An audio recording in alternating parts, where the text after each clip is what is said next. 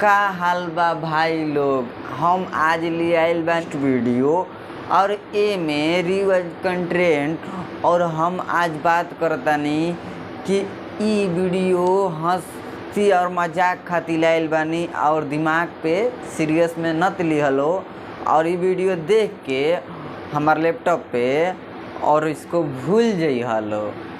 तो चला तनी आज के रिव्यू कंटेंट पूरा वीडियो देखा लो, मजा आवे वाला बा।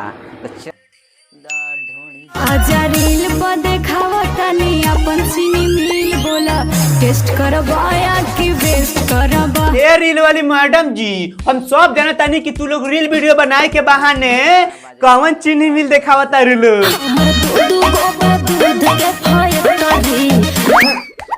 ये रील वीडियो है और ये सब रील्स वीडियो देखने के बाद हमको बहुत ज्यादा हैंड उपयोग करने का मन करता है, मगर फिर भी हम कंट्रोल करते हैं। और माई बाप के कपड़ा उतार गई बेटी के कपड़ा पहनाए में, मगर बेटी कपड़ा उतार देलस फॉलोअर्स बढ़ाए में। अब रील पर देखावा तनी अपन चीनी मिल बोला टेस्ट करवाया कि रेस्ट करवा। देखा लोग रील वीडियो देखला के बाद तालू के भी बहुत ज्यादा मन करी कि हमू तनी रील्स वीडियो बनाईती, मगर रील्स वीडियो छपरी लोग बनाएला। मगर जब से रील्स वीडियो लड़की सब बनाए लगली सनू, तब से हम उतना ज्यादा ऑर्केस्ट्रा डांस वीडियो देखे ना जानी। काहे से कि कोनी के बहुत ज्यादा मस्त डांस कर देवेली सन रील्स वीडियो में। हम साचो खानी कहतानी तालू के क्रिया खाके तारा लोग इनके क्रिया खाके देखो लोग।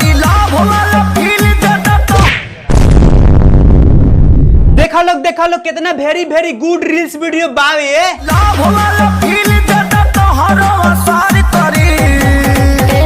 ए आ उ मत करो, नहीं तो मारेंगे तुम्हारा पिछवाड़ा ही फट जाएगा। नहीं करी बोहिनिया कहीं डांस करतिया कि पिछवाड़ा देखावतिया। अब आवरी करो ए आ उ। आर यू कॉमेडी मी?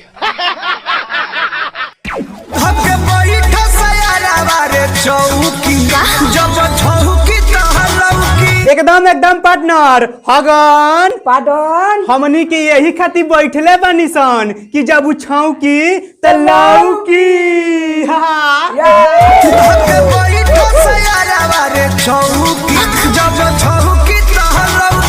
हगन लौकल रे ना तोरा लौकल पाटो। सबर कर बालक। लौड़ा कर 573 पैके पर लुटा देनी सन, अभी तक हमनी के लौकल ना।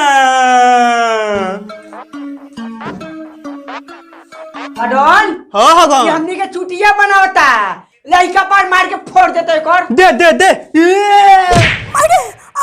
मारे कमाल फोड़ देला छोड़। आवरी कह कि धाके बैठा से यारावा रे चौकी, जब उछाऊ की लौकी।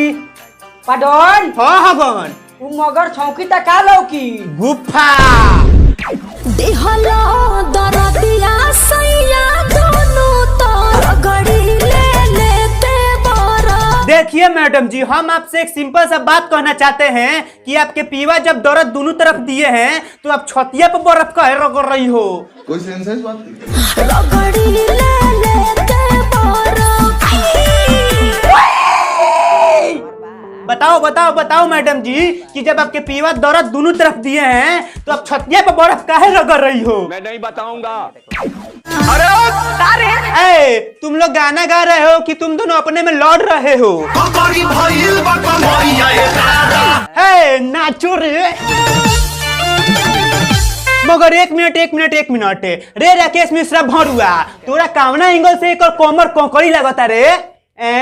हमरा तो एक कमर देखला के बाद तरबूज लगता, एकदम मोट, खूबे खइले पियले बिया दूध दही।